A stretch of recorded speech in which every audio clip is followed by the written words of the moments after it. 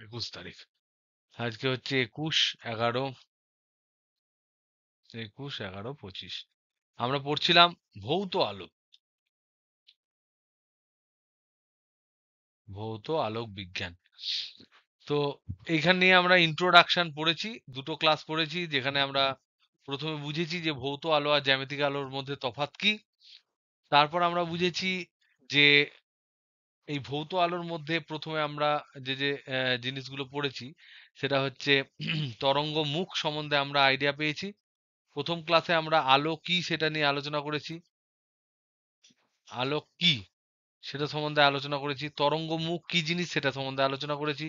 তরঙ্গ মুখের প্রকারভেদ আমরা আলোচনা করেছি, তার বৈশিষ্ট্য আলোচনা করেছি। তোমরা একটু ভালো করে ভেবে দেখো, বুঝতে পারবে। এবং এই তরঙ্গ মুখ এর প্রবাহ, তরঙ্গ মুখ যে প্রবাহিত হচ্ছে তার সাথে সাথে তরঙ্গের প্রবাহের একটা মিল আছে, সেই মিলটা ব্যাখ্যা করেছিলেন বিজ্ঞানী হাইজেন্স। হাইজেন্সের নীতি আমরা পড়েছি, এর নীতি পড়েছি। এবং এর নীতি পড়ার পরে আমরা আহ, দেখেছিলাম এর একটা সীমাবদ্ধতা আছে। একটা ব্যাক ওয়েভস ব্যাখ্যা করতে পারে না, ব্যাখ্যা করতে পারেনি তৎকালীন।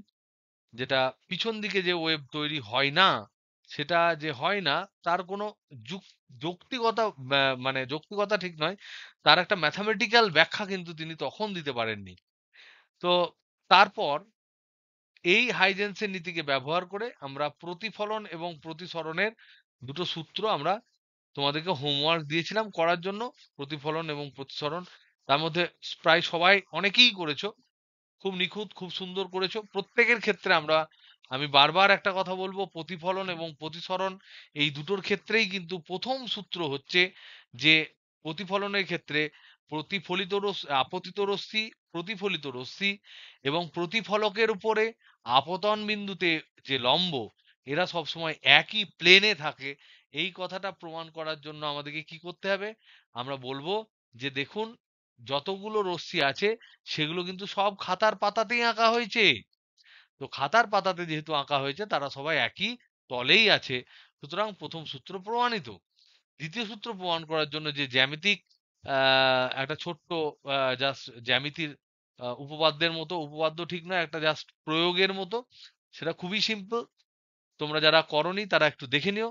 আর যারা মানে যদি তারপরেও না হয়, মানে এটা আমি অফলাইন ক্লাসে রবিবার তোমাদেরকে এটা দিয়েই, এই দুটো ব্যাখ্যা দিয়েই আমি কিন্তু ক্লাস শুরু করব।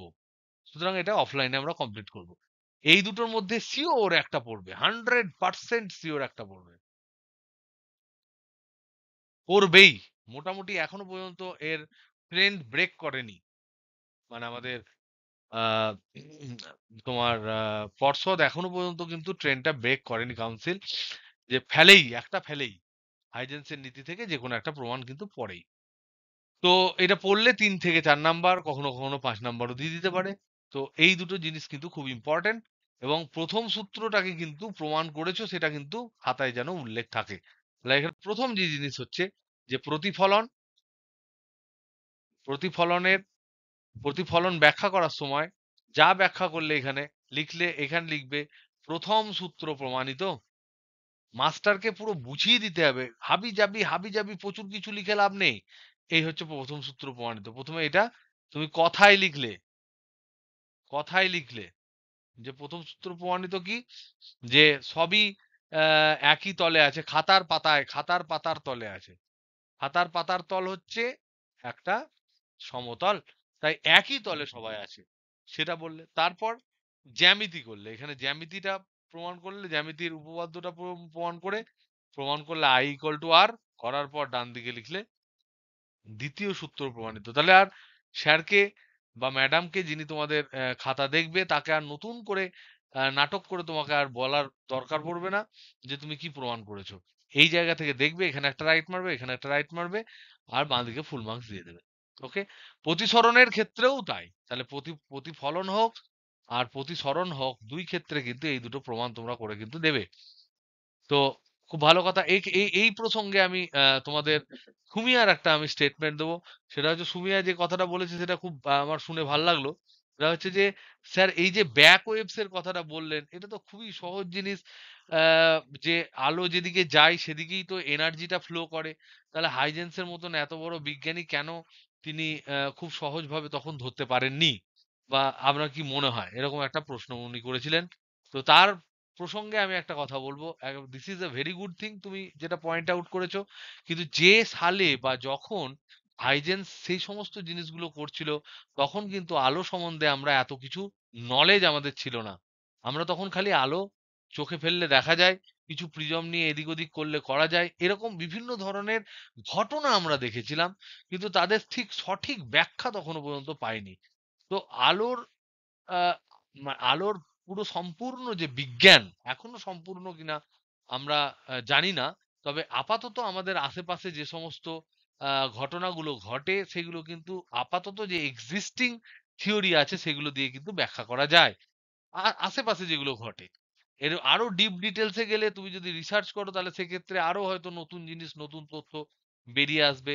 আরো নতুন জিনিস, নতুন ব্যাপার-স্যাপার বেরিয়ে আসবে। সেটা আলাদা ব্যাপার। কিন্তু আশেপাশের ঘটনাগুলো ব্যাখ্যা করা যায় এখন এতটাই সংকলিত সূত্র এবং কনসলিডেটেড সূত্র কিন্তু হয়ে গেছে, বা একটা স্টাডি হয়ে গেছে, রিসার্চ হয়েছে এবং প্রচুর পেপার আছে বিভিন্ন এক্সপেরিমেন্টাল এবং থিওরিটিক্যাল। কিন্তু যখন হাইজেন্স এই ধরনের 1800 দশকে এই ধরনের জিনিসপত্রগুলো যখন তিনি করেছিলেন, তখন কিন্তু এত সংঘবদ্ধভাবে খুব সুন্দর আকারে কিন্তু কোনো মানে কোনো সূত্র কিন্তু ছিল না।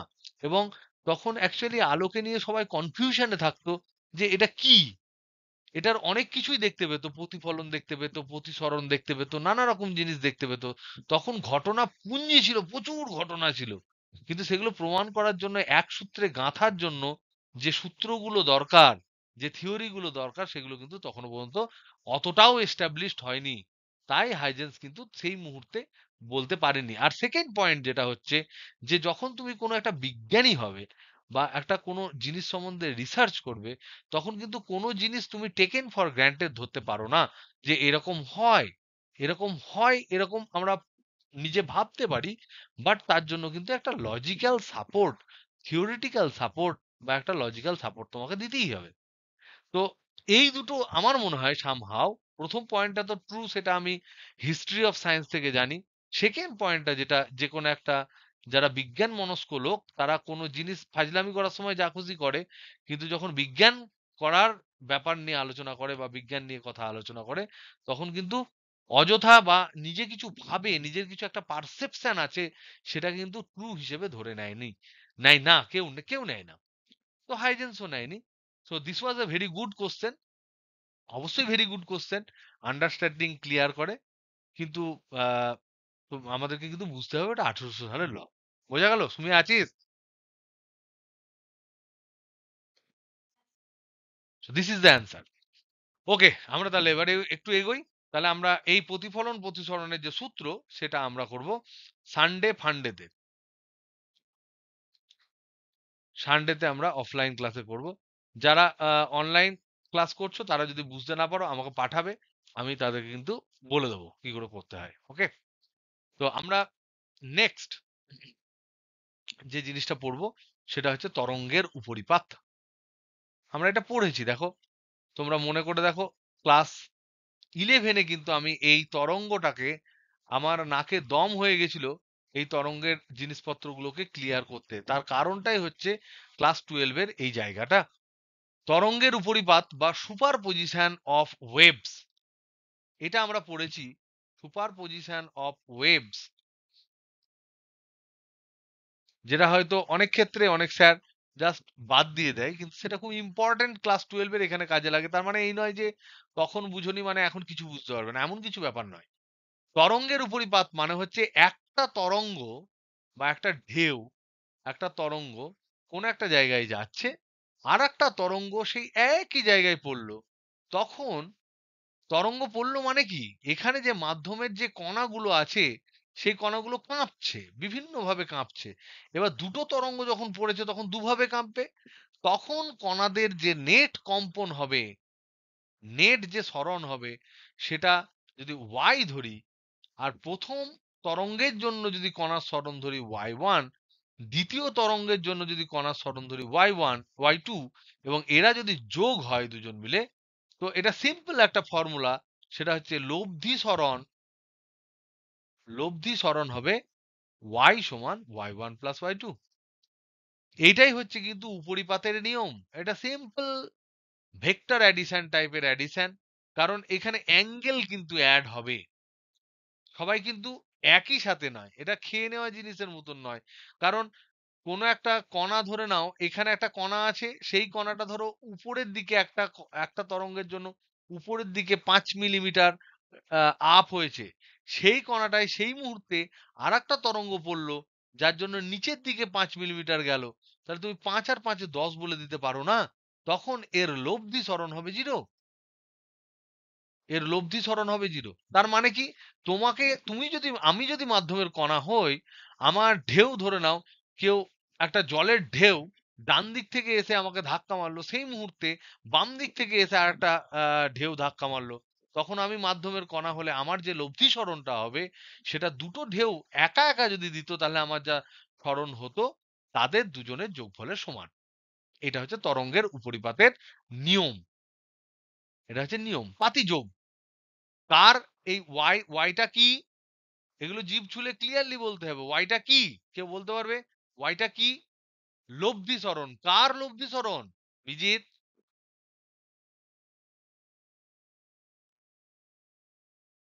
আর কেউ বলতে পারবে কিছু? ওয়াইটা কার লব্ধি সরণ? তরঙ্গ দুটোর যেটা বলেছে সেটা ভুল বলেছে, তোমাদের হিন্টস দিয়ে দিলাম, বাদ বাকি যারা বলবে। কার লব্ধি সরণ এটা? কণার। মাধ্যমে উপস্থিত কণার লব্ধি সরণ। মাধ্যমে কণা কাঁপে, সেটাকে বলা হয় এসএইচএম। তুমি ধরে নাও কাঁপছো, তোমাদের তরঙ্গ এবং কম্পন বোঝানোর সময় আমি একটা এক্সাম্পল দিয়েছিলাম, যে ধরে নাও আমি কাঁপছি ঠক ঠক ঠক ঠক করে শীতে, তাহলে সেটা হচ্ছে কম্পন। আমার পাশে বিজিত আছে, তাকে ধরে আমি কাঁপতে লাগলাম, আমার কাঁপনটা বিজিতের গায়ে চলে গেল, তারপরে বিজিত তার পাশের বন্ধুকে দিয়ে দিল। যখন এই আমার কম্পনটা বা আমার তৈরি হওয়া একটা আলোড়নটা এক জায়গা থেকে অন্য জায়গায় প্রভাবিত হবে, তখনই তাকে তরঙ্গ বলা হয়। তাহলে এই তরঙ্গের সময় যে সরণ, বেগ, ত্বরণ এগুলো বলা হয়, এগুলো সরণ, ত্বরণ এবং কণার বেগ, এই বেগগুলো কিন্তু ওয়াই গুলো হচ্ছে সরণ, কণার সরণ। তাহলে মাধ্যমে কম্পনশীল কণার সরণ, কম্পনশীল কণার মাধ্যাবস্থান থেকে সরণ, যেখানে ও সাম্যে থাকে, সাম্যাবস্থান থেকে সরণ।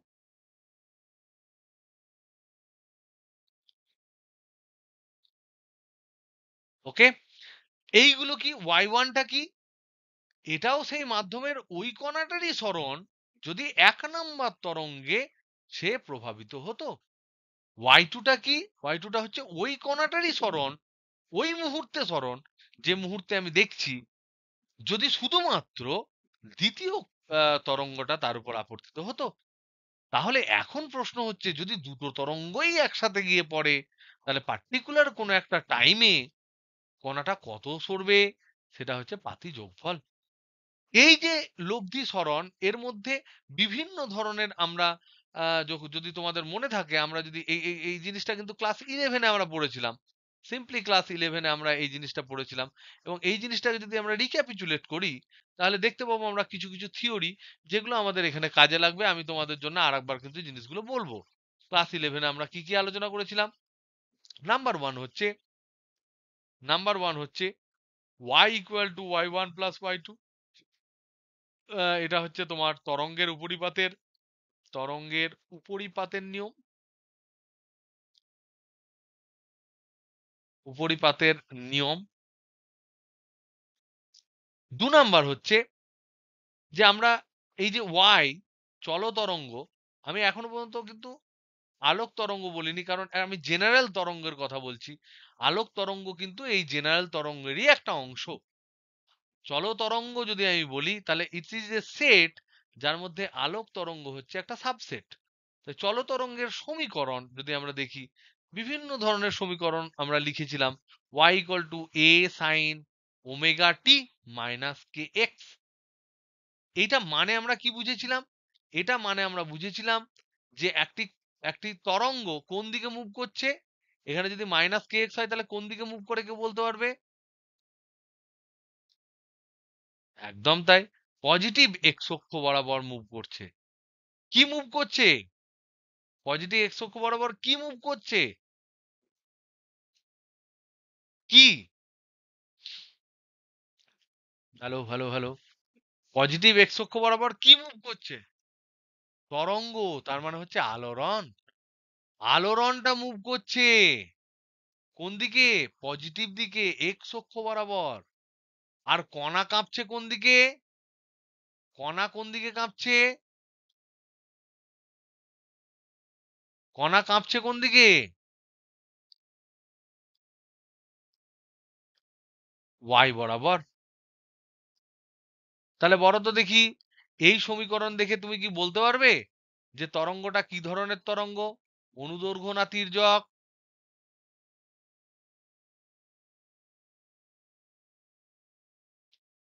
অনুদৈর্ঘ্য না তির্যক তরঙ্গ? এই সমীকরণ দিয়ে যেটা বোঝাচ্ছে সেটা অনুদৈর্ঘ্য না তির্যক?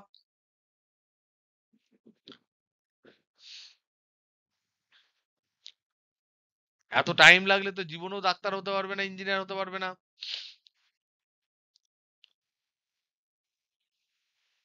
বলো। তির্যক তরঙ্গ, অবশ্যই তির্যক তরঙ্গ। কেন? তার কারণ হচ্ছে এক্স অক্ষ বরাবর যদি তরঙ্গ গতিশীল হয়, কণাগুলি তার লম্ব দিকে কাঁপে। লম্ব দিকে কাঁপলে তবেই তো তির্যক তরঙ্গ হয়। এবং আরেকটা ইম্পর্টেন্ট জিনিস হচ্ছে, আলো কিন্তু তির্যক তরঙ্গ। আলোক তরঙ্গও কিন্তু তির্যক তরঙ্গ। তাই যখন আলোক তরঙ্গের সমীকরণ লিখবে তখন অ্যালার্ট হয়ে থাকবে যে এখানে যদি ওয়াই লেখো, এখানে কোনোদিন ওয়াই লিখে ফেলো না। সেটা শব্দ তরঙ্গের জন্য সম্ভব। শব্দ তরঙ্গে এক জায়গা থেকে অন্য জায়গায় যাওয়ার জন্য যে ঘনীভবন এবং তনুভবন হয়, সেগুলো কিন্তু along the direction of the propagation of the sound wave হয়। কিন্তু আলোর ক্ষেত্রে বা অন্যান্য তির্যক তরঙ্গের ক্ষেত্রে, টান করা তারের ক্ষেত্রে কিন্তু এরকম দুটো কিন্তু পারপেন্ডিকুলার ডাইরেকশনে হয়। সো ইটস এ তির্যক তরঙ্গ, সেই জন্য এই সমীকরণ লিখেছিলাম। এবং এই সমীকরণ থেকে আমরা কি কি প্রমাণ পাই? এই যে y equal to a sign omega T minus K x আমরা বলেছি, এখানে আমরা জানি a হচ্ছে বিস্তার, কণার যে সরণ তার বিস্তার। বিস্তার মানে কি? বিস্তারকে শর্টে আমরা কি বলতে পারি? বিস্তার হচ্ছে ম্যাক্সিমাম সরণ। ওমেগাটা কি গো? ওমেগাটা কি? ওমেগাটা হচ্ছে ওই যে কণাটা কাঁপছে, এটা মাধ্যম এরকম করে যাচ্ছে, এখানে কোনো একটা এক্স দূরত্বে, এটা ধরে নাও এক্স ইকুয়াল টু 0 আর এইটা ধরে নাও এক্স ইকুয়াল টু এক্স, সেই বিন্দুতে যে কণাটা আছে সেই কণাটা কেঁপে উঠেছে ওই পার্টিকুলার টি মুহূর্তে এতটা, এটা হচ্ছে ওয়াই। কিন্তু ও কাঁপতে পারে এতটা, ম্যাক্সিমাম এতটা কাঁপে। তাহলে এইটা হচ্ছে তোমার এ। তাহলে এই যে কাঁপছে, এদিকে যাবে আবার এদিকে আসবে, আবার এদিকে যাবে এদিকে আসবে, এদিকে আসবে এদিকে আসবে, এই যে ও কাঁপবে উপর নিচে বিভিন্ন ডাইরেকশনে, প্রপাগেশনের পারপেন্ডিকুলার ডাইরেকশনে যে কাঁপবে, এটা ওয়াই ডাইরেকশন ধরে নাও, এটা এক্স ডাইরেকশন, এই যে কাঁপছে, সেই কাঁপার জন্যও তো তার একটা পর্যায়কাল আছে, একটা নির্দিষ্ট টাইম পর তো সে কমপ্লিট অসিলেশন করবে। এই ওমেগাটা কিন্তু হচ্ছে কৌণিক কম্পাঙ্ক। এর একক কি কেউ বলতে পারবে? এর একক কি? এত দেরি কেন লাগছে? র্যাড পার সেকেন্ড এর একক। ওমেগার সাথে ফ্রিকোয়েন্সির সম্পর্ক কি? ওমেগা সমান হচ্ছে 2 পাই এফ। এফটা কি? এফ হচ্ছে এমনি কম্পাঙ্ক। এই কম্পাঙ্কর একক কি? এই কম্পাঙ্কর একক হচ্ছে হার্টজ। আমি কেন 11 এর জিনিস আবার রিপিট করছি? তার কারণ এই চ্যাপ্টারে আমাদের লাগবে, কোনো জিনিস অযথা আমি করছি না। আর একটা জিনিস, এখানে দেখো কে আছে, কে। তাহলে কেটা কি গো? কেটা কি?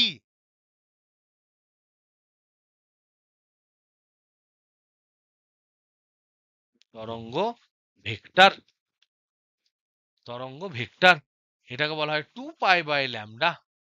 এটা ভেক্টর কেন বলা হয়? যদি এটাকে ডাইরেকশন হিসেবে ভাবা হয় তাহলে এইটা কিন্তু প্রপাগেশনের ডাইরেকশন দেয়।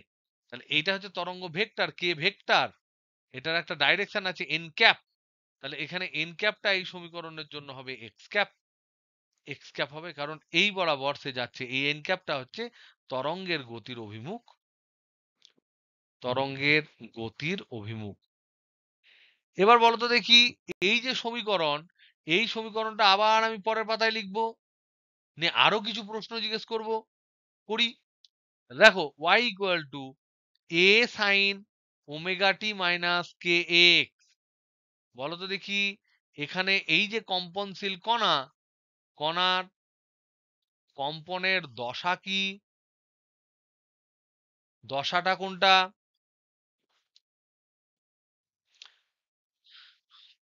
ভেরি গুড, এই অ্যাঙ্গেলটা হচ্ছে দশা, এইটা হচ্ছে দশা omega T minus K X. এই দশার একক কি হয়, এর ইউনিট কি? ইউনিট হতে পারে শুধু রেডিয়ান, হতে পারে ডিগ্রি, যে যেমন ভাবে বলবে, সাধারণত এটা রেডিয়ানে হয়, রেডিয়ানেই হয়।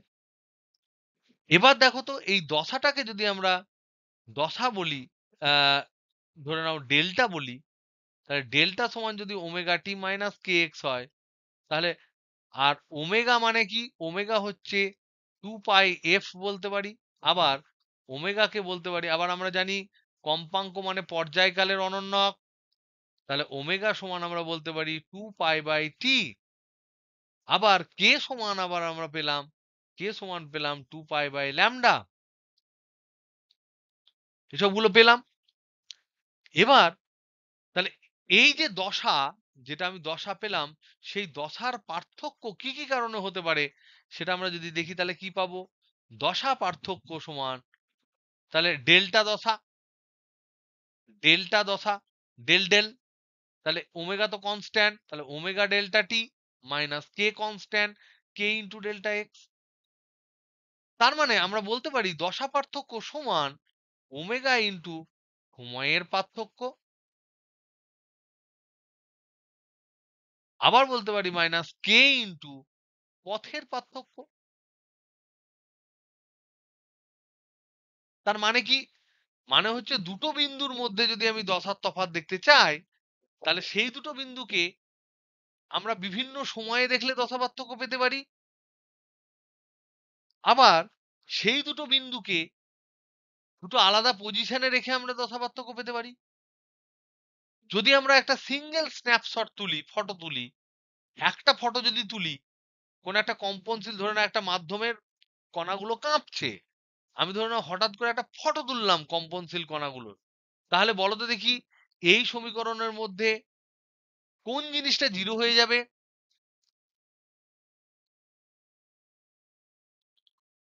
যদি আমি কোনো মাধ্যমে কণা, ধরে নাও একটা তার, গিটারের তার কাঁপছে, টং করে আওয়াজ হচ্ছে, তাহলে তারটা এরকম উঁচু নিচু উঁচু নিচু হচ্ছে, হঠাৎ গিটারের ওই কম্পনশীল কণার আমি একটা ফটো তুললাম, না আমি যে ছবিটা পাবো, সেই ছবিটায় যদি আমি বিভিন্ন জায়গাকার জিনিসপত্র নিয়ে আমি আলোচনা করি, তাহলে এই যে সমীকরণের ডান পক্ষের মধ্যে কোন প্যারামিটারটা শূন্য হবে?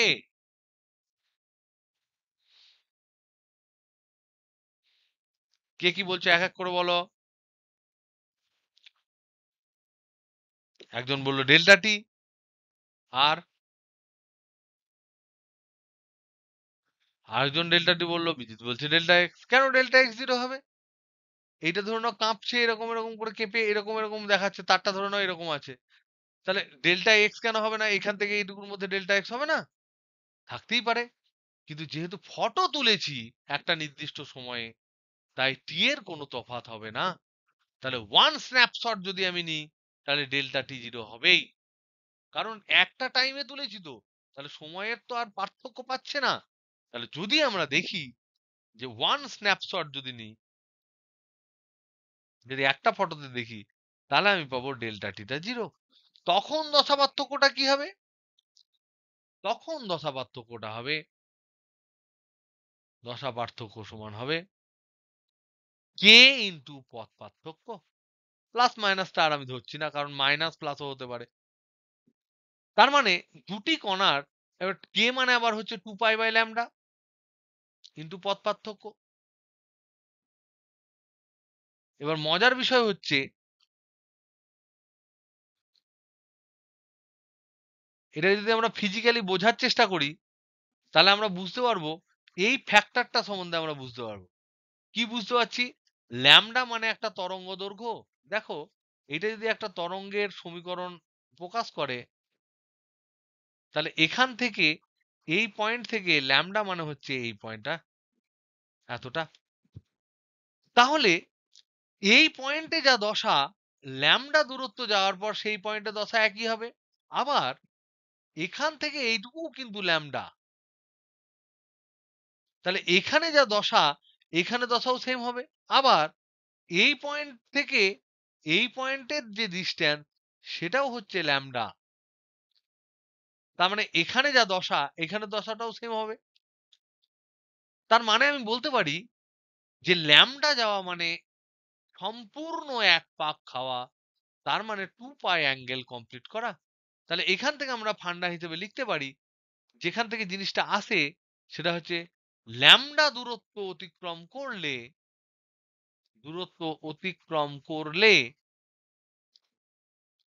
দশার তফাৎ হয় 2 পাই রেডিয়ান। তাহলে এক দূরত্ব অতিক্রম করলে বা এক দূরত্ব তফাৎ হলে, অতিক্রম করলে জায়গায় আমরা লিখতে পারি তফাৎ হলে, দশার তফাৎ হবে 2 পাই/ল্যামডা রেডিয়ান। তাহলে এখান থেকে আমরা বলতে পারি ডেল্টা এক্স দূরত্বের তফাৎ হলে হবে 2 পাই, দশা পার্থক্য হবে 2 pi lambda into delta X. So this is delta phi. এটাই হচ্ছে দশার দশার পার্থক্য। এবার এখানে একটা ইন্টারেস্টিং জিনিস হচ্ছে, যখন আমরা এই জিনিসগুলো 11-এ পড়েছিলাম, এখানে একটা ইন্টারেস্টিং জিনিস হচ্ছে পথের পার্থক্যটা আলোর ক্ষেত্রে কিন্তু দু ধরনের পথ হয়। Very very important. আমরা প্রথমে কিন্তু 11-এর জিনিসগুলো বুঝছি, তারপর ধীরে ধীরে ধীরে ধীরে আমরা আলোতে ঢুকবো। আলোতে ঢোকার পর তারপর আমরা কোন চ্যাপ্টারে ঢুকছি সেটাও আমরা বুঝতে পারবো। এবং যখন আমরা চ্যাপ্টারে ইন্ট্রোডাকশন তোমাদের দিয়ে দেবো, বাদ বাকি তোমরা ঝরঝর ঝরঝর করে জলের মতো পড়ে ফেলবে। আমি সেই ব্যবস্থাটা তোমাদের তৈরি করার চেষ্টা করছি। আলোর ক্ষেত্রে এই পথ পার্থক্য ব্যাপারটা কিন্তু দু ধরনের হয়। তো আলোর ক্ষেত্রে আলোক বিজ্ঞানে এই যে পথ পার্থক্য যেটা জেনারেল আমরা পেলাম, এই পথের দূরত্ব এটা দু ধরনের হয়। একটা হচ্ছে জ্যামিতিক পথ, আর একটা হচ্ছে আলোকীয় পথ। বানান ভুল হতে পারে, তোমরা দেখে নিও। একটা হচ্ছে জিওমেট্রিক পাথ, জ্যামিতি দিয়ে মাপলে যেটা হবে সেটা। আর একটা হচ্ছে অপটিক পাথ। তাহলে জিওমেট্রিক পথ দূরত্ব মানে হচ্ছে অপটিক পাথ লেংথ, আর একটা হচ্ছে জিওমেট্রিক পাথ লেংথ, আর একটা হচ্ছে অপটিক পাথ লেংথ। এই দুটোর তফাৎ কিন্তু তোমাদের বোঝাটা খুব ইম্পর্টেন্ট। এবং মনে রাখবে, এই যত ধরনের পথপার্থক্য হেন তেন আমরা ক্যালকুলেট করব, এই যে ডেল্টা এক্স যেটা নেব, অনলি দিস আলোকীয় পথপার্থক্য বা পথ দূরত্ব, আলোকীয় পথ দূরত্ব, জ্যামিতিক কিন্তু নয়। তা আমাদের জানা দরকার যে আলোকীয় পথ দূরত্ব আর জ্যামিতিক পথ দূরত্বের মধ্যে তফাৎ কি। So this is important, this is used. তাহলে এখানে আমি লিখতে পারি নোট হিসেবে যে আলোর ক্ষেত্রে আলোর ক্ষেত্রে দশা পার্থক্য নির্ণয়ে দশা পার্থক্য নির্ণয়ে সর্বদা সর্বদা আলোকীয় পথ দূরত্ব পথ দূরত্ব কে কনসিডার করা হয়, এটাই ধরা হয়।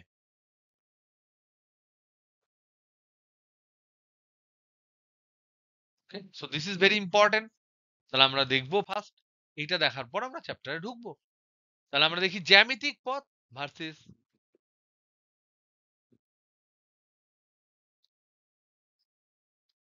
আলোকীয় পথ। জ্যামিতিক পথ তোমরা বুঝতে পারছো, দিস ইজ সিম্পল। সেটা হচ্ছে সিম্পল ডিস্টেন্স, যেগুলো চিরকাল আজ পর্যন্ত আমরা দেখেছি। Simple distance between two point, simple distance between two point, এবং সেই ডিস্টেন্স যেটা, সেই ডিস্টেন্সটা আমরা ধরবো স্ট্রেট ডিস্টেন্স, একদম স্ট্রেট সোজা পথের যে দূরত্ব।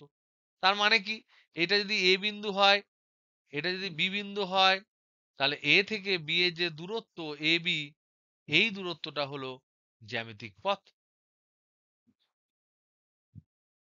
জ্যামিতিক পথ,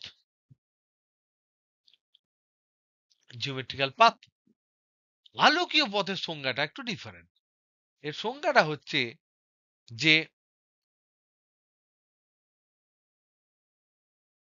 আলোকীয় পথ হচ্ছে কোনো মাধ্যমে, so it is medium dependent. কেন মিডিয়াম ডিপেন্ডেন্ট? কারণ বিভিন্ন মাধ্যমে আলোর বেগ আলাদা। এটা মিডিয়ামের উপর নির্ভর করে, কোন মাধ্যমে আলো যাচ্ছে তার উপর নির্ভর করে। তো আলোকীয় পথের সংজ্ঞা হচ্ছে যে কোনো মাধ্যমের মধ্যে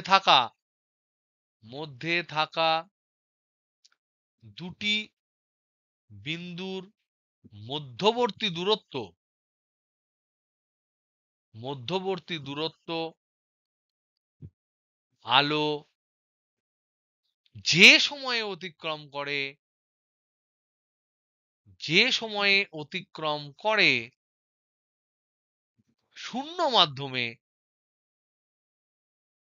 শূন্য মাধ্যমে সেই সময়ে আলো যতটা দূরত্ব যায় তাকে বলা হয় আলোকীয় পথ।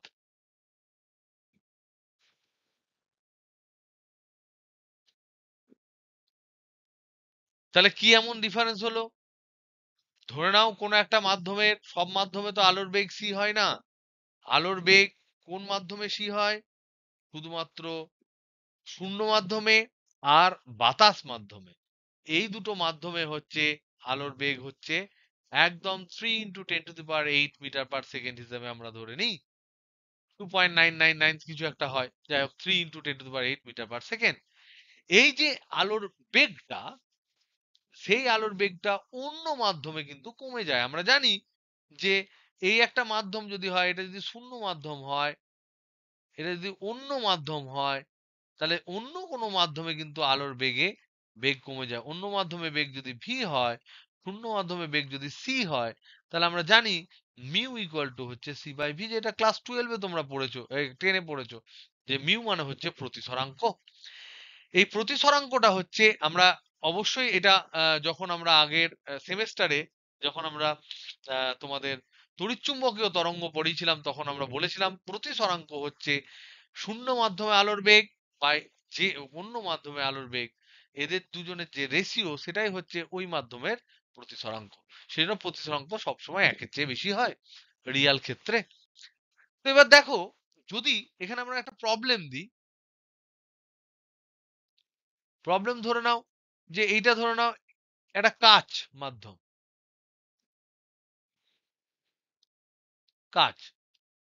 এবং এক্ষেত্রে ধরে নাও এর কাচের মিউ মনে হয় 3/2, তাই তো? না কত হয় কি জানি, যাই হোক 3/2 হয়। এটা ধরে নাও এ পয়েন্ট, এটা ধরে নাও বি পয়েন্ট, এই দূরত্বটা ধরে নাও ডি। তাহলে এটা কাচ মাধ্যম। এবার প্রশ্ন হলো যে জ্যামিতিক পথ কত?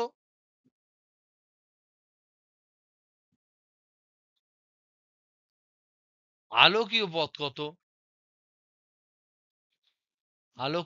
কত? এদের মধ্যে কোনটি বেশি ফিল করো? কোনটি বেশি? আর অনুপাত কত? তাহলে আমাদের সংজ্ঞা কি, সেটা আমরা দেখবো। জ্যামিতিক পথ কত হবে? এটা কি খুব কঠিন?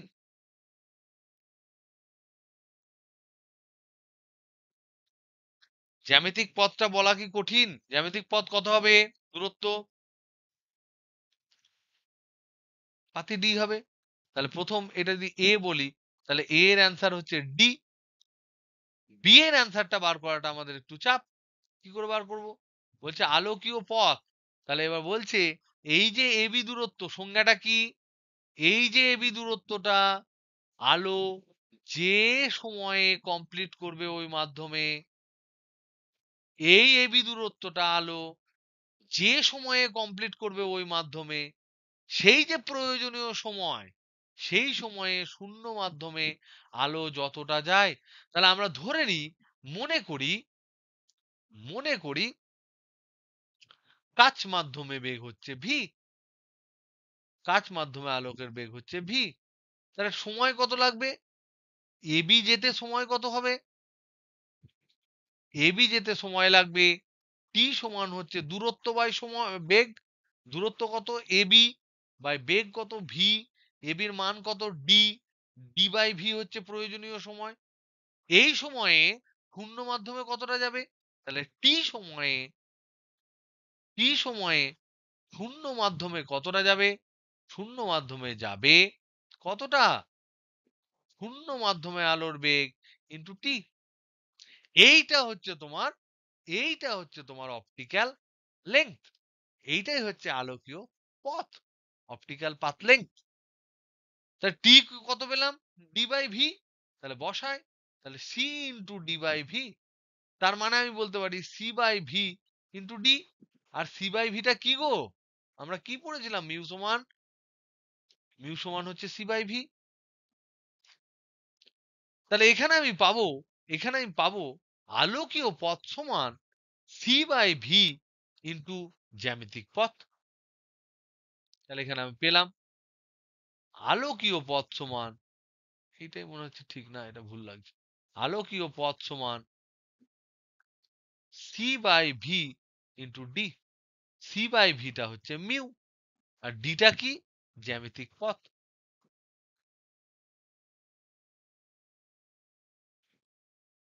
তার মানে এটা যদি আমি এস ধরি, এটা যদি ডি ধরি, তাহলে এস সমান হচ্ছে মিউ ইন্টু ডি।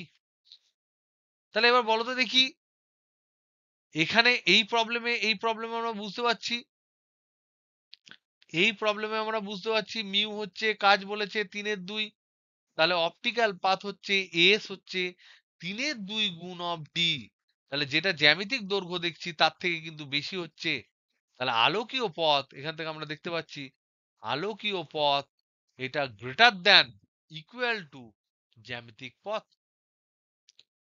কোন ক্ষেত্রে ইকুয়াল টু হবে? কখন সমান হবে গো? এই দুটো, এইটা আর এটা মিউ ইকুয়াল টু 1 হতে হবে। তাহলে equality holds when mu equal to 1। Mu equal to 1 কখন হয়? সেই মাধ্যমে হয়, হ্যাঁ একদম, শূন্য মাধ্যম বা বায়ু। সেই মাধ্যমেই হয় যে মাধ্যমে আলোর বেগেই আলো ছোটে, শূন্য মাধ্যমে আলোর বেগে আলো ছোটে। তার মানে এক্ষেত্রে হচ্ছে বায়ু মাধ্যম বা শূন্য মাধ্যম। তাহলে কেবলমাত্র বাতাস আর শূন্য মাধ্যম যদি বলে দেয়, তাহলে সেখানে যে জ্যামিতির দৈর্ঘ্য তুমি পেলে, সেই দৈর্ঘ্যটাই হবে তোমার আলোকীয় পথ। এবং সেই আলোকীয় পথ থেকেই তুমি বের করবে দশা পার্থক্য দুটো পয়েন্টের। কিন্তু যদি অন্য কোনো মাধ্যম ঢুকিয়ে দেয়, তাহলে সেক্ষেত্রে কিন্তু সেই জ্যামিতিক পথ আর আলোকীয় পথ কিন্তু একই নয়, তারা আলাদা। এবং সেক্ষেত্রে আলোকীয় পথ ক্যালকুলেট করতে হবে আমাদের এই ফর্মুলা দিয়ে। So this is to remember you. So this is very very important. Okay. আমরা এতক্ষণ ধরে যে আলোচনাগুলো করলাম এবং রিক্যাপিচুলেশন করলাম ক্লাস 11 এর কিছু জিনিস, এবং তার সাথে একটা এক্সট্রা ফান্ডা অ্যাড করলাম, সেটা হচ্ছে জ্যামিতিক পথ আর আলোকীয় পথ। তোমাদের অনেকেই জেনে থাকতে পারো, কিন্তু এই চ্যাপ্টারের অঙ্ক করার জন্য, প্রবলেম করার জন্য এবং ফান্ডা ক্লিয়ার করার জন্য এটা আমাদের জানা দরকার। তাহলে আলোকীয় পথ সবসময় বেশি হয় জ্যামিতিক পথের তুলনায়। এবার আমরা নেক্সট কনসেপ্টে যাই। একটা প্রপার্টি, সেটা হচ্ছে ব্যতিচার।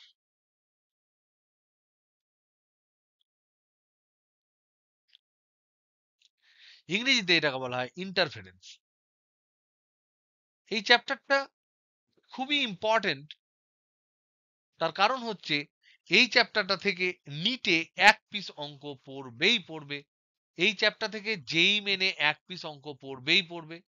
যেই মেনে হয়তো স্কিপ করে এক বছর ছাড়া ছাড়া পড়তে পারে, যেহেতু কোশ্চেনের নাম্বার কম, কিন্তু নিটে 100% শিওর পড়বে ব্যতিচার থেকে একটা কোশ্চেন, এবং তোমাদের পরীক্ষাতে তো পড়বেই। প্রথমে এইচএস এর জন্য আমরা ভাবি, এটা হচ্ছে একটা ঘটনা, যে ঘটনাটাকে আলোককে যদি তুমি তরঙ্গ ধরো, তবেই তুমি প্রমাণ করতে পারবে। তাহলে এটা হচ্ছে আলোর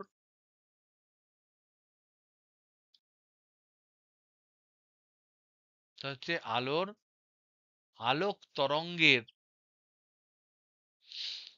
উপরিপাতের ঘটনা,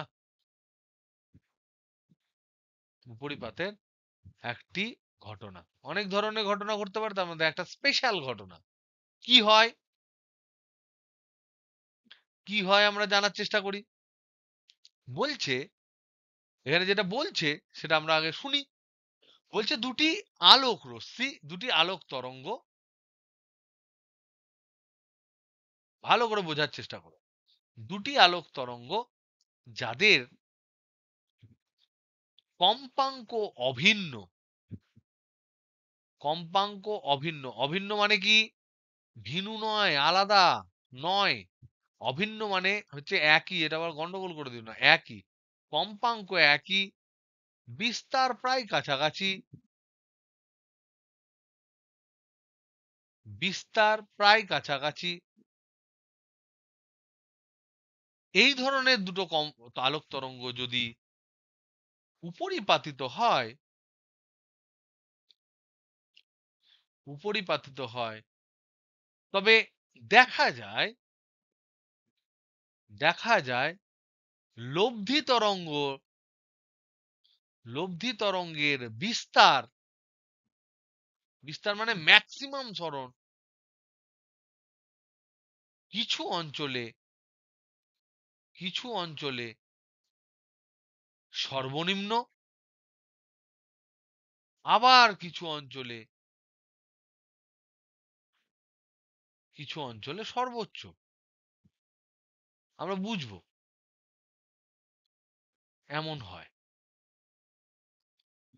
মানে কি? মানে আমি দুটো আলো ফেললাম, দুজনের কম্পাঙ্ক একদম একই, আর তাদের বিস্তার যদি একই হয় তাহলে দারুণ হবে। যদি বিস্তার প্রায় কাছাকাছি, বিস্তার যদি একই হয়, দুটি তরঙ্গের বিস্তার একই হলে, তরঙ্গের বিস্তার যদি একই হয়, একই হলে লব্ধি তরঙ্গের বিস্তার, লব্ধি তরঙ্গের বিস্তারের, তরঙ্গের বিস্তারের সর্বনিম্ন মান যেটা, সেটা শূন্য হবে। সর্বনিম্ন মান শূন্য হবে। সর্বনিম্ন মান যদি আলো কোনো একটা জায়গায় যোগ করে তৈরি হয়েছে এবং সেখানে আলোর বিস্তার শূন্য, তাহলে বলো তো দেখি ওই জায়গায় আমরা কি দেখব? আলোক তরঙ্গ এক জায়গায় যেতে যেতে হঠাৎ করে কোনো একটা জায়গায় আলোক তরঙ্গের জন্য বিস্তার যদি শূন্য হয়, তাহলে সেখানে কি সৃষ্টি হবে? Very good. তার মানে এখানে হবে অন্ধকার।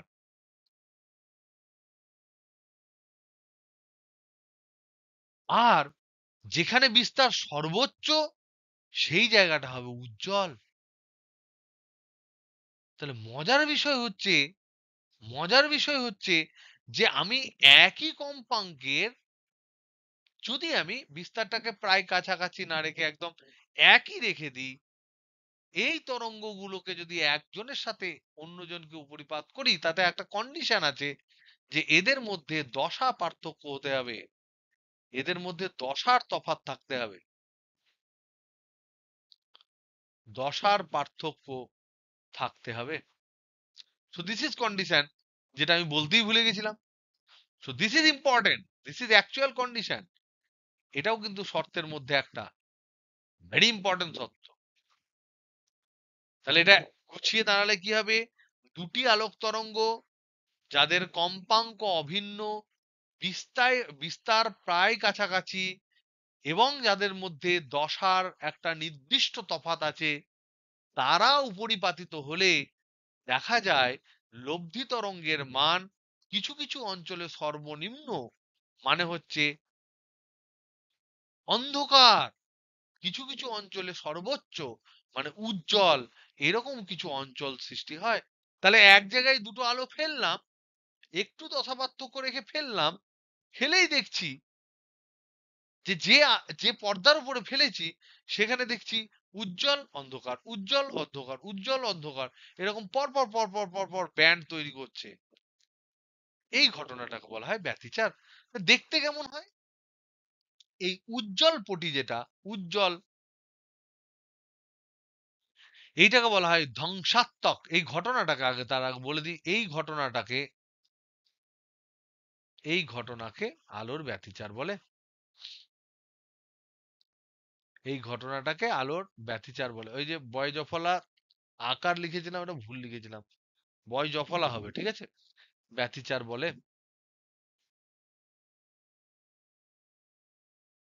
এবং এই যে উজ্জ্বল যে জায়গায় হচ্ছে উজ্জ্বল পটি, পটি মানে কেন পটি বলছে, কারণ দেখতে এরকম হবে, এরকম জায়গায় যদি পর্দায় আমরা ফেলি তাহলে দেখতে পাবো যে এরকম জোন তৈরি হবে, যেখানে এইটা ধরে নাও অন্ধকার, তারপরটা আলো, তারপর আবার অন্ধকার, তারপর আলো, তারপর অন্ধকার, তারপর আলো, তারপর অন্ধকার, তারপর আলো। তার মানে এই জায়গাগুলোকে আমরা বলছি, ধরে নাও এইগুলোকে বলছি অন্ধকার পটি, যদি আমি বলি এগুলোকে বলছি অন্ধকার পটি। তাহলে এইগুলোকে যদি আমরা অন্ধকার পটি বলি, তাহলে এই যে জোনগুলো, এই জোনগুলোকে আমরা বলবো উজ্জ্বল পটি, কারণ একটা জায়গা জুড়ে হচ্ছে। তাহলে আলো ফেললাম আমি, আলো ফেললাম, পট্টি নয় পটি, আমরা আলো ফেললাম, আলো ফেলে দেখছি আলোটা একদম নর্মাল তীব্রতা ছিল, দুটো আলো একসাথে পড়লেই দেখছি অন্ধকার আলো, অন্ধকার আলো, অন্ধকার আলো, অন্ধকার আলো, এরকম একটা ঘটনা ঘটে গেল। তো এই ঘটনাটাকে বলছে আলোর ব্যতিচার। যেখানে উজ্জ্বল পটি হচ্ছে সেখানে যে ঘটনা ঘটছে তাকে বলা হচ্ছে গঠনমূলক ব্যতিচার। গঠন হচ্ছে বলে গঠনমূলক ব্যতিচার।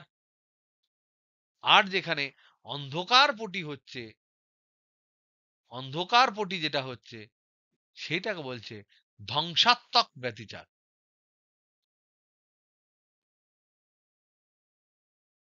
ইংরেজিতে এটাকে বলছে কনস্ট্রাকটিভ ইন্টারফারেন্স, এটাকে বলছে ডিস্ট্রাকটিভ ইন্টারফারেন্স,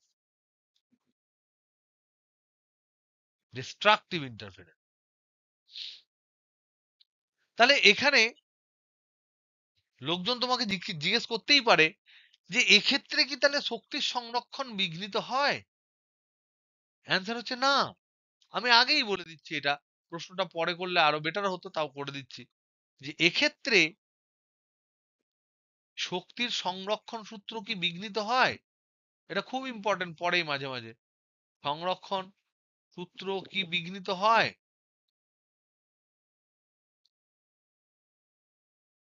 কারণ আমি আলো ফেললাম, সেখানে আমি অন্ধকার পেয়ে যাচ্ছি, তাহলে কি শক্তি কমে গেল? বা আমি আলো ফেললাম কোনো কোনো জায়গায় বিশাল ব্রাইট পাচ্ছি, তাহলে কি আলোক শক্তি বেড়ে গেল? অ্যান্সার হচ্ছে না, কখনোই না। যেটা হয় সেটা হচ্ছে এনার্জি রিডিস্ট্রিবিউশন হয়, রিডিস্ট্রিবিউশন হয় মানে পুনর পুন এইটা হয়, পুনর্বন্টন হয়, শক্তির পুনর্বন্টন হয়। শক্তিটা একটা শক্তি আর একটা শক্তি যখন আপতিত হয়, আলোক শক্তি তো শক্তি, তখন শক্তিগুলো ফেজের উপর নির্ভর করে কিছু পয়েন্টে অ্যাড হয় আর কিছু পয়েন্টে মাইনাস হয়। এই যে অ্যাড আর মাইনাস, এগুলো কিন্তু একটা নিয়ম মেনে হয়, নিয়ম মেনে হয়। এবং সেই নিয়মটা যদি আমাদেরকে জানতে হয় তাহলে কিন্তু আমাদের করতে হবে ম্যাথামেটিক্স। তো তার মানে নিশ্চয়ই তোমরা খানিকটা ফিল পেলে যে ঘটনাটা কি, সেটা একটা ফিল পেলে। এখন ফিলটা কংক্রিট ফিল পেতে গেলে আমাদের কিন্তু অঙ্ক অবশ্যই করতে হবে। তাহলে আমরা দেখি কি দাঁড়ায়। তাহলে শর্ত হচ্ছে দুটি চল তরঙ্গ, মানে আমরা নিতে পারি, এবং যাদের মধ্যে বলছে বিস্তার প্রায় সমান, বিস্তার প্রায় সমান, আমরা প্রথমেই সমান ধরবো না, আমরা একটাকে এ ধরবো, একটাকে বি ধরবো, কম্পাঙ্ক একই, তার মানে ওমেগা ধরছি। ওকে, আর দশা পার্থক্য আছে, দশা পার্থক্য নির্দিষ্ট রয়েছে। তাহলে আমরা জানি দশা কোনটা, তাহলে একটা যদি হয় এবং একই দিকে প্রগতিশীল, বিভিন্ন দিকে হলে প্রথমত এরা পুনর্মিলিতই হবে না, মানে এর পুনর্মিলিত বলছি, এরা উপরিপাতিতই হবে না। তো উপরিপাতের ঘটনা যখন বলছি তখন অবশ্যই তারা একটা নির্দিষ্ট সময়ে একটা একজনের উপর একজন পড়েছে, তাহলে একই দিকে গতিশীল। এরকম ফান্ডা দিয়ে যদি আমরা দুটো ওয়েভ ইকুয়েশন লিখি, তাহলে y1 সমান যদি আমি লিখি a sin omega T minus K x চলো তরঙ্গ, তাহলে y2 টাকে আমরা লিখতে পারি b sin omega T minus K X. এরকম লিখলে সমদশা হয়ে যাবে। Omega T minus K X যদি আমি লিখি তাহলে হয়ে যাবে সমদশা সম্পন্ন, কারণ এইটা হচ্ছে দশা, এইটুকু হচ্ছে দশা। তাহলে দশার যদি পার্থক্য রাখতে হয়, এখানে আমি একটা দশা পার্থক্য বসালাম, ধরে নাও ডেল্টা বসালাম, এই ডেল্টাটা হলো দশা পার্থক্য, দশা পার্থক্য। তাহলে উপরিপাতিত যদি হয় তো করে দিয়ে দেখো উপরিপাতন, কোনো অসুবিধা নেই, পাতি যোগ করে দিই, তাহলে তরঙ্গের উপরিপাতের নিয়ম অনুযায়ী, তরঙ্গের উপরিপাতের নিয়ম অনুযায়ী, নিয়ম অনুযায়ী আমরা জানি এগুলোকে পাতি যোগ করা যায়, y ইকুয়াল টু হচ্ছে y1 প্লাস y2, যোগ করলে কি দাঁড়াবে, y সমান a sin omega T minus K X plus b sin omega T minus K X plus delta, এটা হবে।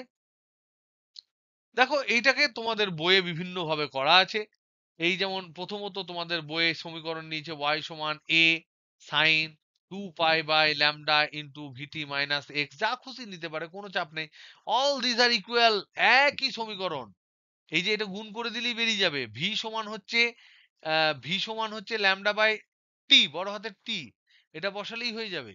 ভি সমান হচ্ছে N lambda, F lambda, F ধরেছি আমরা কম্পাঙ্ক, এফ মানে 1/t, সেগুলো বসালেই কিন্তু সব সমীকরণ একই। আমি আমার মতো করাচ্ছি, যেভাবেই করবে তাতে তোমরা ফুল মার্কস পাবে, কারণ এইচএস এর বিভিন্ন বইয়ে বিভিন্ন রকম করে। তো দেখো এটাকে আমরা লিখতে পারি এ সাইন ওমেগা টি, আমি যেটা করা পছন্দ করি সেটা হচ্ছে এরকম, এ sign omega T minus K x, ওরা দুজন দুটোকে এ আর এ ধরে নেয় বলে, জেনারেল করে না বলে, কমন নিয়ে নিয়ে sign A plus sign B এর ফর্মুলা বসায়, কিন্তু আমাদের ক্ষেত্রে সেই জিনিসটা আমরা অত ইজি পাথ কিন্তু বাঁচছি না। আমরা দুটো কিন্তু ব্যতিচারের ক্ষেত্রে এরকম কিন্তু শর্ত নয় যে দুজনের বিস্তার একই হতে হবে, অ্যান্সার হচ্ছে না। কিন্তু আমরা দেখব যদি দুটো বিস্তার একই হয়, তাহলে যেখানে ধ্বংসাত্মক ব্যতিচার হয় সেখানে প্রাবল্য একেবারে শূন্য হয়ে যায়। তাই কোথাও যদি শূন্য হয় আর তার পাশে যদি তীব্র হয়, তাহলে আমরা কন্ট্রাস্টটা ভালো বুঝতে পারবো, আলোর মধ্যে যে কন্ট্রাস্টটা হচ্ছে সেটা ভালো বুঝতে পারবো। আমরা অন্ধকারটাকে ভালো ঘুটঘুটে অন্ধকার দেখবো, আমরা আলোটাকে আমরা উজ্জ্বল আলো দেখবো, হ্যালোজেনের লাইটের মতো। তো তাহলে আমরা কন্ট্রাস্টটা বুঝতে পারবো যদি এ সমান বি হয়, সেটাও আমরা ম্যাথামেটিক্যালি এখন প্রুভ করতে পারবো। বাট ইন জেনারেল দুজন কিন্তু আলাদা আলাদা বিস্তারের হলেও তাদের মধ্যে ব্যতিচার হয় না, এমন কিন্তু মাথার দিব্যি পৃথিবীতে কেউ দেয়নি, কেবলমাত্র তোমাদের বইয়ের সংজ্ঞা ছাড়া। ওকে, এনিওয়ে, তারপরে আমরা এটাকে কি করে করবো, তাহলে বি, এইটাকে আমরা এ, এটাকে বি ধরি, তাহলে sine A plus B formula বসাবো, তাহলে সাইন এ মানে হচ্ছে omega T minus K X cos B cos delta, plus B common, B গুণ হচ্ছে cos A cos omega T minus K X sine delta.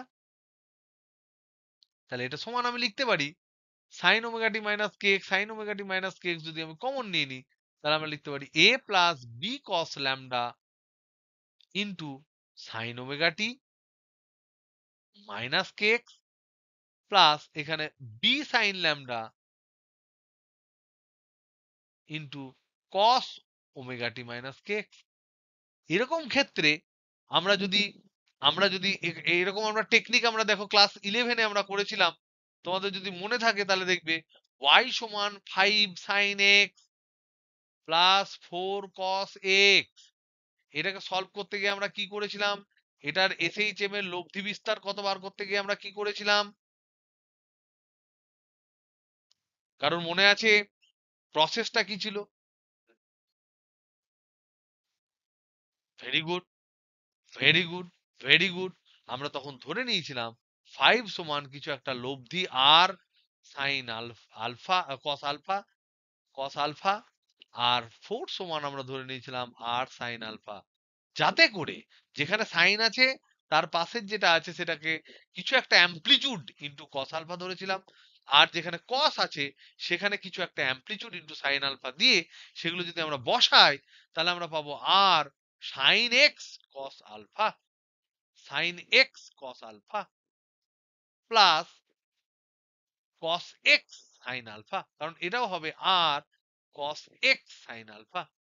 যদি আমরা করতে পারি তাহলে আর কমন নিলে আমরা পাবো সাইন এক্স প্লাস আলফা, কারণ সাইন এ কস বি প্লাস কস এ সাইন বি। এরকম করলে আমরা লব্ধি বিস্তার আর পাবো। আমরা সিমিলারলি এখানে যেহেতু সাইন আছে এই পার্টটাকে আমরা ধরবো আর না ধরে আমরা ধরি অ্যামপ্লিচিউড এ, এ কস ফাই, এই পার্টটাকে আমরা ধরতে পারি এ সাইন ফাই। ও এ, হ্যাঁ ধরতেই পারি আমরা। তাহলে y সমান কি দাঁড়ালো, তাহলে a cos phi সমান এইটা, a sin phi সমান এইটা। যদি আমরা বসাই তাহলে y সমান কি ছিল, a plus B cos delta into sine, আমি আরেকবার লিখছি omega T minus K X plus B sine delta into cos omega T minus K X. এখানে এই জায়গাটায় আমরা লিখলাম a cos phi sine omega T minus K x,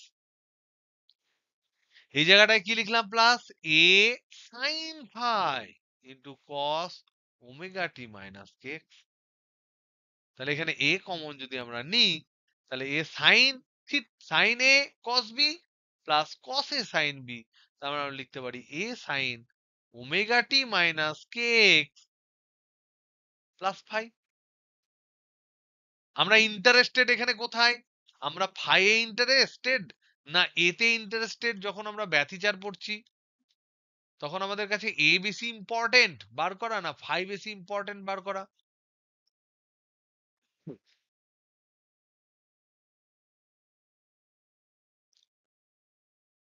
ব্যতিচারের ক্ষেত্রে ব্যতিচার ঘটনাটায় আমরা কি বলেছিলাম, কোথাও কোথাও কি শূন্য হবে, লব্ধি দশা, এটা বেশি ইম্পর্টেন্ট, লব্ধি প্রাবল্যটা বেশি ইম্পর্টেন্ট, বিস্তারটা ইম্পর্টেন্ট। আমরা জানি প্রাবল্য বিস্তারের বর্গের সাথে সমানুপাতিক, this is very important rather than phi. তাহলে আমরা এটাকে নিয়ে বেশি কনসেন্ট্রেট করব, এ কে নিয়ে। তাহলে এখানে যে এই যে এ তৈরি করার জন্য, তার মানে আমরা এখানে দেখতে পেলাম y সমান এটা যেটা হলো এটাও কিন্তু একটা প্রপাগেটিং ওয়েভ কিন্তু দিচ্ছে, যার বিস্তার এ সমান কত যদি আমরা বার করতে চাই তাহলে আগে আমরা দেখবো আমরা কি কি জিনিস ধরেছি। আমরা ধরেছি এ cos phi সমান হচ্ছে এ প্লাস বি cos ল্যামডা, এ sin phi সমান আমরা ধরলাম বি সাইন ল্যামডা। তাহলে দেখো তো এদেরকে দুজনকে যদি আমরা স্কোয়ার করে যোগ করে দিই তাহলে বাম পক্ষে এখানে হবে A square cos square phi plus A square sine square phi, A square common নিলাম, cos square phi plus sine square phi সমান 1, তার মানে দাঁড়িয়ে গেল এ স্কোয়ার। তাহলে এগুলোকে স্কোয়ারিং অ্যান্ড অ্যাডিং যদি আমরা করি, স্কোয়ারিং অ্যান্ড অ্যাডিং যদি আমরা করি, বর্গ করে যদি যোগ করে দিই তাহলে পাবো A square cos square phi plus sine square phi সমান এটার whole square a plus B cos lambda তার whole square plus B sine lambda তার হোল স্কোয়ার। তাহলে এটা তো 1, তাহলে a স্কোয়ার সমান a plus B cos lambda, তাহলে a square plus B square cos square lambda plus 2ab cos lambda. এগুলো যদি আমরা খুব ধীরে ধীরে করি তাহলে তোমাদের মধ্যে তাড়াতাড়ি করার অভ্যেস চলে যাবে এবং পরবর্তীকালে কিন্তু তোমাদের মাথা কিন্তু মোটা হয়ে যাবে। তাই এগুলো একটু তাড়াতাড়ি করে দিচ্ছি, এই দুটো কমন নিচ্ছি, তাহলে হবে B square plus 2ab cos lambda. তাহলে এইটা সমান, তাহলে a সমান হচ্ছে root over of a square plus B square plus 2ab cos lambda.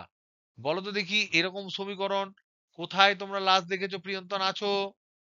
এই সমীকরণ কোথায় তুমি দেখেছো চমকপ্রদ সমীকরণটা?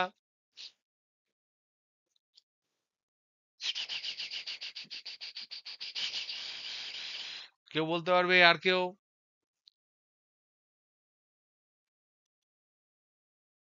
এরকম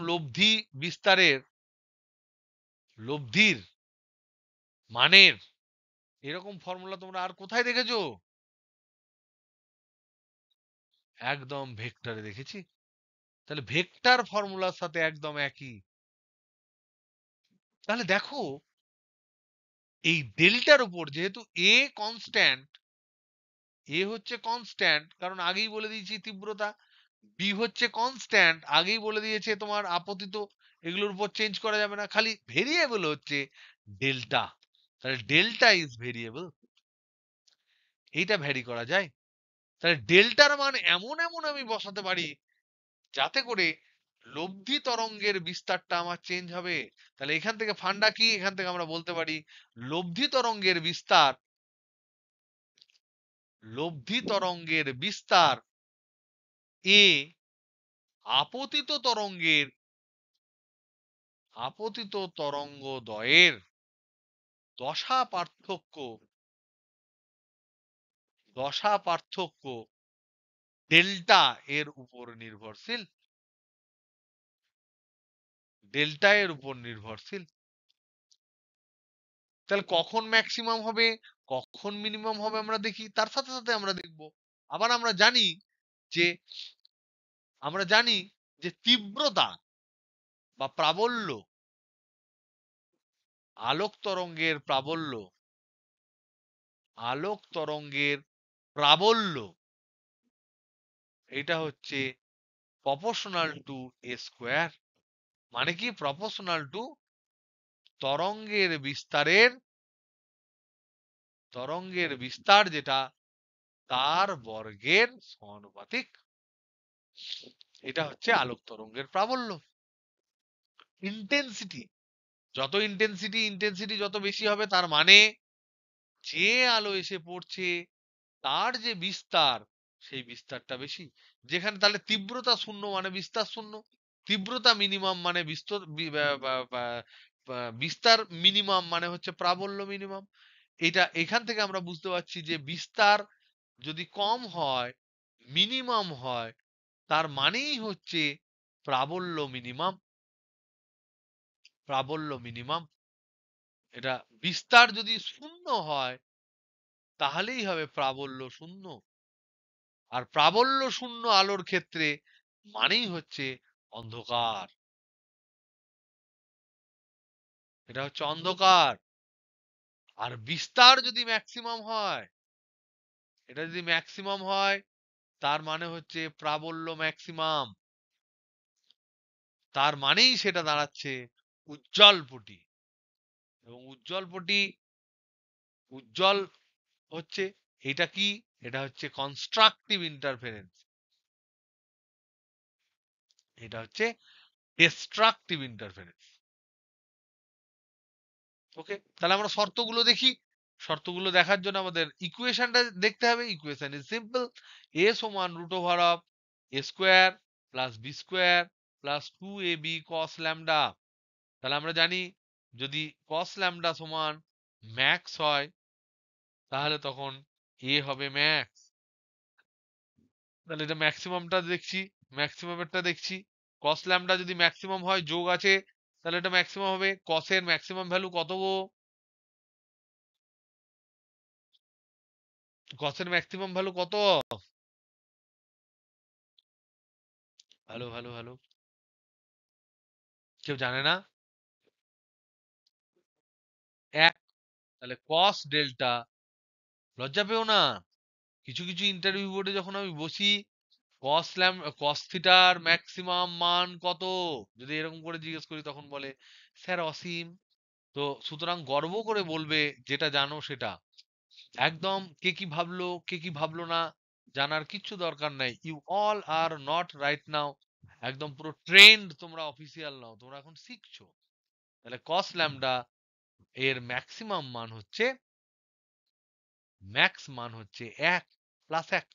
ঠিক আছে, প্লাস 1 কোথায় কোথায় হয় গো? প্লাস 1 কোথায় কোথায় হয়? আর কস ডেল্টা এর মিনিমাম মান, মান হয় -1। এটা কোথায় কোথায় হবে? কস ডেল্টা ইকুয়াল টু যদি প্লাস 1 ধরি, তাহলে এইটা হচ্ছে উজ্জ্বল, কটা বর্গীর জ লিখলাম। আর কস ডেল্টা যদি লিখি -1, তাহলে হচ্ছে আঁধার। তাহলে এখানে দেখতে পাচ্ছি কস ডেল্টা সমান হচ্ছে কস 2n পাই। মানে কি, n এর ভ্যালু হচ্ছে 0, 1, 2 ডট ডট ডট ডট। দেখো আমরা জানি cos 0 তে হচ্ছে +1, cos cos যদি 0 হয় তাহলে হয় +1, cos যদি 180 ডিগ্রি হয় মানে পাই হয় তাহলে হয় -1। তাহলে cos এর তখন এইখানে আমরা দেখতে পাচ্ছি যে cos ডেল্টা সমান আমরা লিখতে পারি cos 2n + 1 ইনটু পাই। তাহলে ডেল্টা সমান দশাপার্থক্য সমান হচ্ছে 2n পাই, এটা হচ্ছে শর্ত। আর এখানে দশাপার্থক্য হচ্ছে 2n + 1 ইনটু পাই। কেন গো? n যদি আমি 0 বসাই তাহলে আমি পাবো পাই, n যদি 1 বসাই তাহলে পাবো 3 পাই, n যদি 2 বসাই তাহলে পাবো 5 পাই। এখানে n যদি 0 বসাই তাহলে এখানে দশাপার্থক্য পাবো 0, n যদি 1 বসায় তাহলে পাবো 2 পাই, n যদি 2 বসায় তাহলে পাবো 4 পাই। তাহলে পূর্ণ এক পাক এক পাক এক পাক ঘুরে আসছে এবং কসের মান সেখানে কিন্তু একদম +1 হচ্ছে। তাহলে দশা পার্থক্যের সত্ত্ব আমরা পেলাম। তাহলে দশা পার্থক্য যদি 2n পাই হয় তাহলে 1 হবে। হলে এরকম যদি ঘটনা ঘটে তাহলে উজ্জ্বল পটিতে কত বিস্তার হবে দেখি তো। তাহলে উজ্জ্বল পটি এদিকে যেমন ছিল উজ্জ্বলটাকে উজ্জ্বল আকারে এদিকে লিখি বর্গীর জ বয়ল, এদিকে লিখলাম। আর এদিকে হচ্ছে অন্ধকার, অন্ধকারটাকে এদিকে লিখি। তাহলে দেখো তো, তাহলে যদি বসায় তাহলে এ ম্যাক্স সমান কি দাঁড়াবে? √a² plus b² plus 2ab into +1, তার মানে 2ab, a plus b whole square, তার a মানে হচ্ছে a প্লাস b। আর এখানে এ মিন সমান হচ্ছে √a² প্লাস b² -1, তাই -2ab। তাই এটাকে আমরা লিখতে পারি a মাইনাস b এর হোল স্কোয়ারও লিখতে পারি, b মাইনাস a এর হোল স্কোয়ার লিখতে পারি, এবং তার রুট যদি আমরা পজিটিভ হিসেবে ধরি তাহলে এটাকে লিখবো a ডিফার b। অনেকে স্বচ্ছন্দ বোধ করে, অনেকে ডাইরেক্ট হ্যাংলার মতো a মাইনাস b লেখে, কিন্তু অ্যাকচুয়ালি লেখা উচিত a minus b or b minus a। আমরা জানি না কোনটা হবে। তা এইটা মানে হচ্ছে A differ B, it read as A differ B. কিন্তু যেহেতু তোমাদের যারা খাতা দেখবে তারা অনেকে ডিফার কথাটার সাথে পরিচিত নাও হতে পারে, তার জন্য তোমরা এ মাইনাস বি না হলে বি মাইনাস এ লিখে দেবে, এ ডিফার বি। তার মানে হচ্ছে, এটা মানে হচ্ছে যে বড় সেখান থেকে ছোটটা বিয়োগ হবে।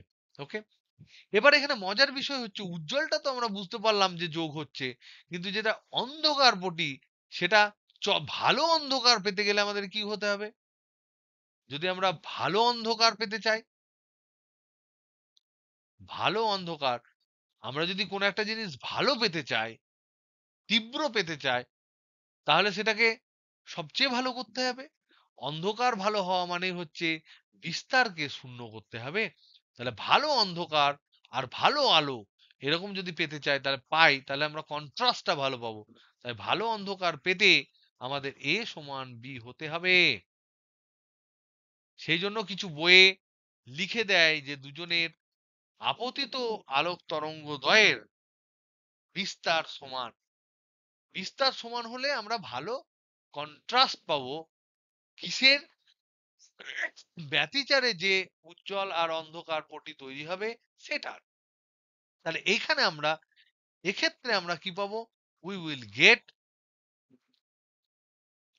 Get good contrast. আমরা গুড কন্ট্রাস্ট পাবো অফ দা প্যাটার্ন। এই যে প্যাটার্নটা হচ্ছে অন্ধকার আলো এই প্যাটার্ন, তার গুড কন্ট্রাস্ট পাবো। এই যে প্যাটার্নটা, আমরা যে প্যাটার্নের কথা বলছি, এই প্যাটার্নটাকে বলা হয় ঝালর, ঝাঁকার। ইংরেজি থেকে বলা হয় ফ্রিঞ্জ, FRINGE। তাহলে অন্ধকার পটি, উজ্জ্বল পটি, অন্ধকার পটি, উজ্জ্বল পটি, এরকম হয়ে যে জিনিসটা আলটিমেটলি আমরা পাবো একটা পর্দার উপরে বা একটা দেওয়ালের উপরে, সেই জিনিসটাকে বলা হয় ঝালর বা ফ্রিঞ্জ। তাহলে ঝালর বা ফ্রিঞ্জ দেখতে কেমন দেখতে হয়? এরকম হবে।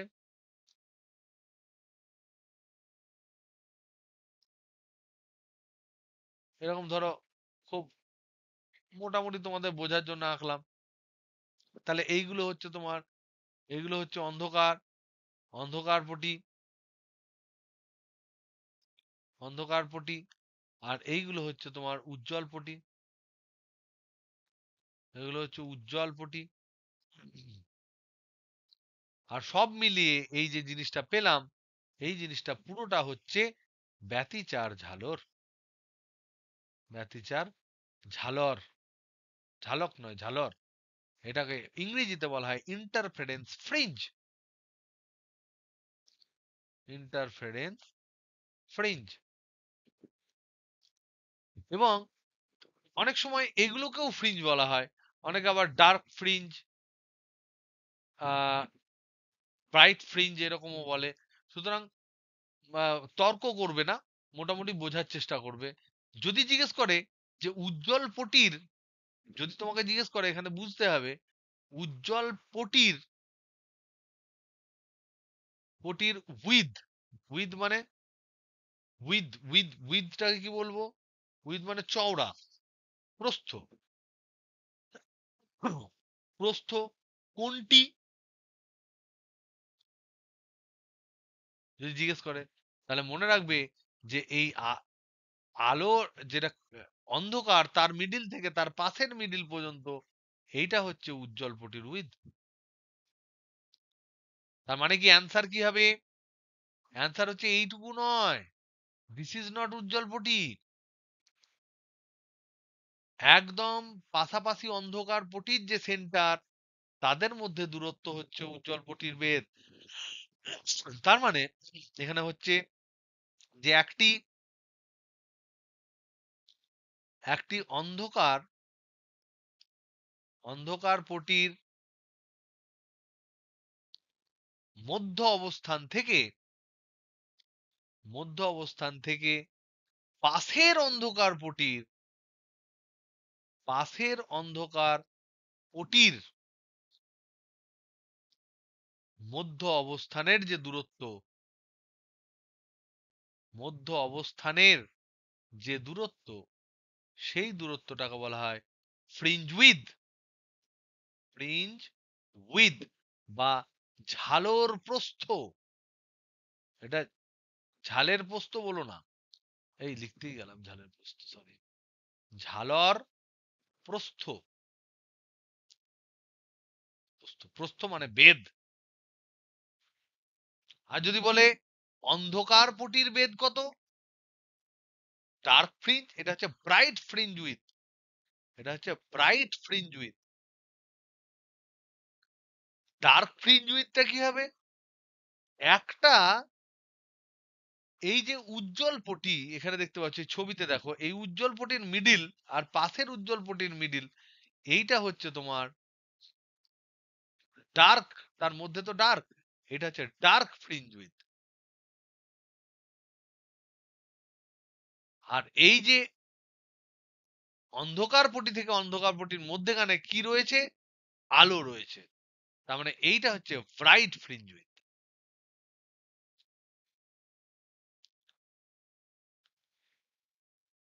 তাহলে ঝালর প্রস্থ দু ধরনের হয়, একটা অন্ধকার ঝালর প্রস্থ আর একটা উজ্জ্বল ঝালর প্রস্থ হয়। এবং পরীক্ষা করে থিওরিটিক্যালি দুক্ষেত্রেই দেখা গেছে যে ঝালর প্রস্থটা ব্রাইট ফ্রিঞ্জের যা হয়, ডার্ক ফ্রিঞ্জেরও তাই হয়। মানে উজ্জ্বল ঝালরের ক্ষেত্রে যা হয়, অন্ধকার পটির ক্ষেত্রেও তাই হয়। তার মানে এখানে আমরা যদি পরের প্রশ্নটা করি, এখানে যেমন বললাম উজ্জ্বল পটির প্রস্থ কোনটি, তাহলে আমরা বলবো। তারপরে যদি আমরা জিজ্ঞেস করি যে উজ্জ্বলের এটা কি, উজ্জ্বল আর এটা হচ্ছে অন্ধকার, অন্ধকার পটি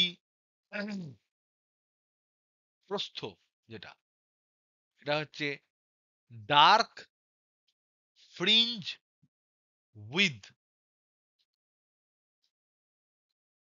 এটা মানে হচ্ছে ডার্ক থাকবে মধ্যেখানে, তাহলে দুটি পাশাপাশি পাশাপাশি ব্রাইট বা উজ্জ্বল পটির উজ্জ্বল পটির মধ্য অবস্থানের মধ্যে দূরত্ব, মধ্য অবস্থানের মধ্যেকার দূরত্বকে ডার্ক ফ্রিঞ্জ উইথ বলা হয়। কিন্তু আমাদের লাইফ খুব সিম্পল কেন হয়ে গেছে? তার কারণ হচ্ছে এই ডার্ক ফ্রিঞ্জ উইথ, ডার্ক হোক আর ব্রাইট হোক, এই যে ফ্রিঞ্জ উইথ যেটা হবে সেটা দুটোর ক্ষেত্রেই সমান, এটা ইকুয়াল টু হচ্ছে ব্রাইট ফ্রিঞ্জ উইথ। এবং কখনো কখনো বিভিন্ন বইয়ে এটা যেহেতু দুজনের সমান, এদের দুজনকে একটা বিটা আকারে চিহ্নিত করা হয়। এখানে তোমাদের বইয়ে কি দিয়েছে সেটা পরে দেখবো। বিটা অনেকে বলে, হ্যাঁ বিটাই বলেছে এই সম্ভবত। Beta beta beta beta beta beta beta beta beta, এর আবার বলেনি নাকি? যা বলেছে বলেছে, এটাকে বলা হয় ফ্রিঞ্জ উইথ, এটাকে বলা হয় ঝালর প্রস্থ। আর তখন অন্ধকারও বলবে না, আর তোমার উজ্জ্বলও বলবে না, কারণ দুটোর ক্ষেত্রে একই, তাই এটাকে ঝালর প্রস্থ বলা হয়। তো আমরা নেক্সট দিনে আমরা যেটা পড়বো সেটা হচ্ছে সানডেতে আমরা পড়বো ঝালর প্রস্থ। এটা এটার ফর্মুলেশন করব, ক্যালকুলেশন করব, আর আমরা দেখব ব্যতিচার তৈরির শর্ত দেখব। তৈরির শর্ত আমরা দেখলাম, এটা আমরা করলাম, আজ দেখলাম, বুঝলাম, বুঝতে চেষ্টা করলাম কি হলে তৈরি হয়। তারপরে আমরা দেখব স্থায়ী ব্যতিচার হওয়ার শর্ত কি, স্থায়ী ব্যতিচারের শর্ত কি। যদি তোমাদের এখান থেকে কিন্তু কোশ্চেন ভেরি ভেরি ইম্পর্টেন্ট। স্থায়ী ব্যতিচারের শর্ত কি জিনিস সেটা দেখব, দেখার পর আমরা সেটা তৈরি করার প্রসেস তৈরি করব কি করে, নিয়ে তার মধ্যে একটা এক্সপেরিমেন্ট আমরা পড়ব, ফেমাস এক্সপেরিমেন্ট। সেই ফেমাস এক্সপেরিমেন্টটা এই ঝালর প্রস্থ যে ক্যালকুলেট করেছি সেখান থেকেই আসে, সেটা হচ্ছে ইয়াং ডাবল স্লিট এক্সপেরিমেন্ট। এটা করে আমরা চ্যাপ্টারে কিছু প্রবলেম করব, স্পেশাল কেস দেখব, স্পেশাল কেসেস, তারপরে আমরা প্রবলেম সলভ করব, নিয়ে চ্যাপ্টারটাকে নমস্কার করে দেবো।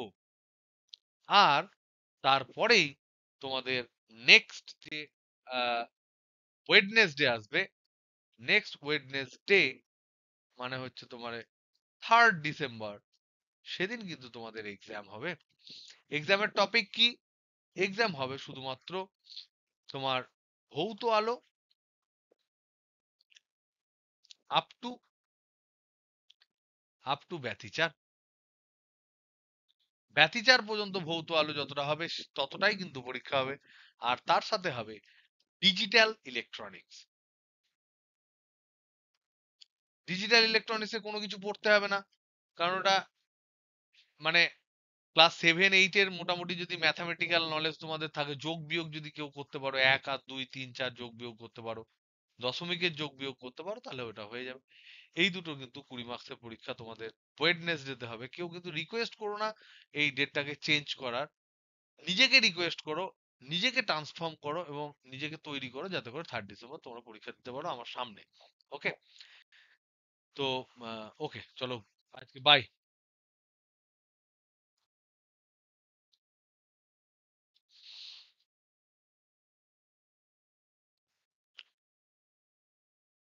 Good night.